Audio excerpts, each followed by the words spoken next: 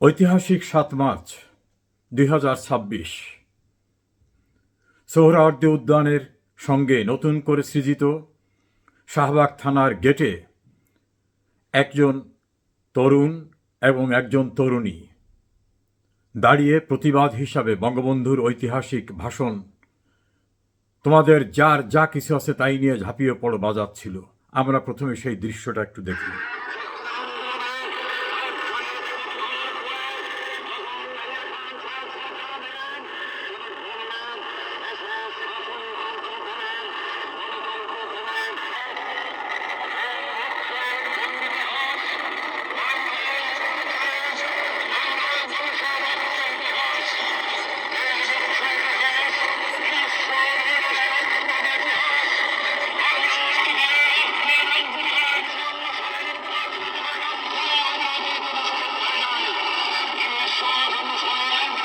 এটা বাজানো হচ্ছে কারণ আমাদের বিশ্ববিদ্যালয়ের একজন শিক্ষার্থীকে পদার্থবিজ্ঞান বিভাগের আসিফ সৈকতকে ধরে নিয়ে আসা হচ্ছে দুপুরে বঙ্গবন্ধুর ভাষণ বাজানোর জন্য।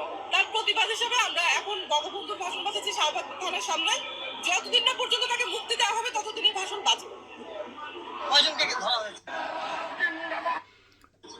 বিশ্ববিদ্যালয়ের একজন শিক্ষার্থী, দুইজন শিক্ষার্থী, তারা একটি মাইক নিয়ে এসে বঙ্গবন্ধুর ভাষণ বাজাচ্ছে এবং তাদের দৃঢ় প্রত্যয় যে বঙ্গবন্ধুর ভাষণ বাজাবার অপরাধে বিশ্ববিদ্যালয়ের একজন শিক্ষার্থীকে ধরে আনা হয়েছে, যতক্ষণ ছেড়ে না দেওয়া হবে ততক্ষণ প্রতিবাদ হিসাবে থানার সামনে তারা বঙ্গবন্ধুর ঐতিহাসিক এই ভাষণ বাজাবে।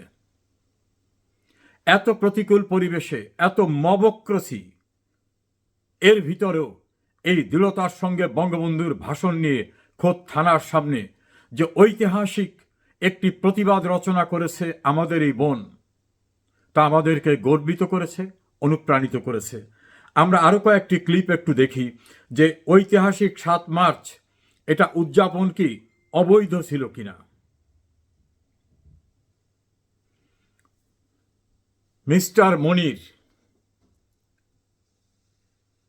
তিনি রমনা থানার, তিনি শাহবাগ থানার ভারপ্রাপ্ত কর্মকর্তা, তিনি বলেছেন ওরা বঙ্গবন্ধুর ৭ মার্চের ভাষণ বাজিয়েছিল, এটা তো নিষিদ্ধ, সেজন্য তাদের থানায় নিয়ে আসা হয়েছে।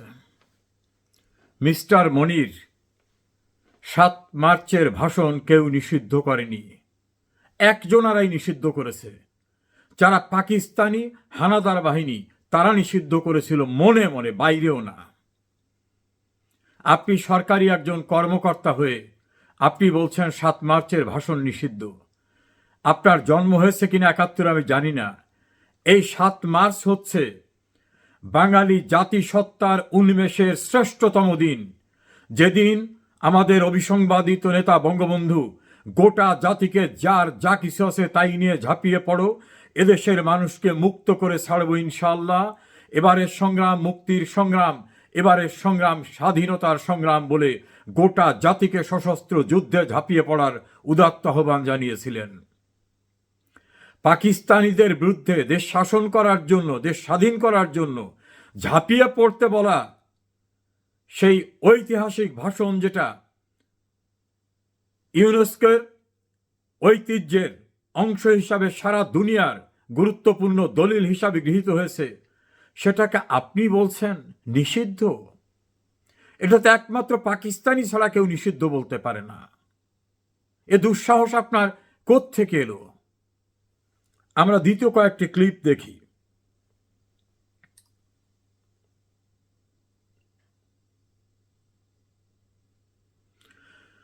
বিএনপির স্ট্যান্ডিং কমিটির মেম্বার মুক্তিযোদ্ধা মেজর হাফিজ কি বলছেন? রহমান অত্যন্ত বড় মাপের একজন নেতা ছিলেন, ইতিহাসে তাকে যথার্থ মূল্যায়ন করবেন। স্বাধীনতা আন্দোলন তার নামেই শুরু হয়েছিল, যদিও তিনি মুখে স্বাধীনতার ঘোষণা দেননি, কিন্তু তিনি বলছেন যে বঙ্গবন্ধুই স্বাধীনতার সমস্ত কিছু। আমরা তার কয়েকটি ক্লিপ আরো একটু আমরা দেখি।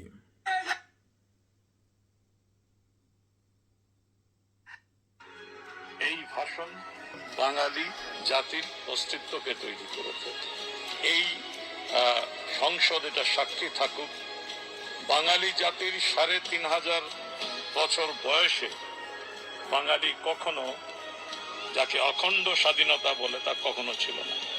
ভূমিপুত্র বঙ্গবন্ধু শেখ মুজিবের হাত ধরে এই ভাষণের পথে বাঙালির আজকের অবস্থা। সো ওয়ার্ল্ড কি বললো সেটা পরের কথা, আমি সেটা সবচেয়ে বড় কথা।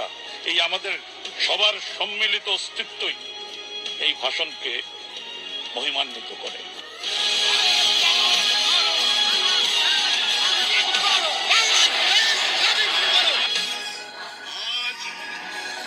বীর মুক্তিযোদ্ধা মঈনুদ্দিন খান বাদলের কথা আমরা শুনলাম। এরপর আমরা আরও কয়েকটি ক্লিপ দেখি যে বঙ্গবন্ধুকে নিয়ে আসম আব্দুর রব কি বলেছিলেন। ভৌগোলিক এলাকা সাপোসার বর্গমাইল, জয় বাংলা জাতীয় স্লোগান, পাকিস্তানি সৈন্যরা আমাদের শত্রু, বঙ্গবন্ধু সর্বাধিনায়কের রাষ্ট্রে, আমার সোনার বাংলা জাতীয় সঙ্গীত, জয় বাংলা জাতীয় স্লোগান। 7ই মার্চের প্রসঙ্গ ছিল, আপনি মঞ্চে গেলেন। 7ই মার্চে আমার দায়িত্ব ছিল বঙ্গবন্ধুর পায়ের কাছে বসে থাকা। 23শে মার্চ ছিল, 7ই মার্চের পরের কথা বলতেছি, 23শে মার্চ ছিল পাকিস্তানের গণপ্রজাতন্ত্র দিবস। সেদিন পাকিস্তান দিবস উদযাপন করতো, সেদিন আমরা ঘোষণা করলাম প্রতিরোধ দিবস। মানে পাকিস্তানি পতাকা কোথাও উঠবে না, সর্বত্র বাংলাদেশের পতাকা উঠবে। কারণ তো শেখ মুজিব স্বাধীনতা চাইনি, এই কথা বলা থাকে। আবার কেউ কেউ বলে উনি জয় বাংলার পরে জয় পাকিস্তান বলেছেন। 7ই মার্চে আমি মঞ্চে ছিলাম, আমার দায়িত্ব ছিল, উনি জয় বাংলা বলে শেষ করেছে, এরপরে একটা শব্দ বলে নেই। যারা বলেন যে বঙ্গবন্ধু জয় পাকিস্তান বলে শেষ করেছে, তাদের জবাবটা সেদিন প্রত্যক্ষভাবে যিনি উপস্থিত ছিলেন সেখানে আসমা আব্দুর রব, তিনি বলেছেন বঙ্গবন্ধুর 7 মার্চের ভাষণকে কেন্দ্র করেই মুক্তিযুদ্ধের সূচনা।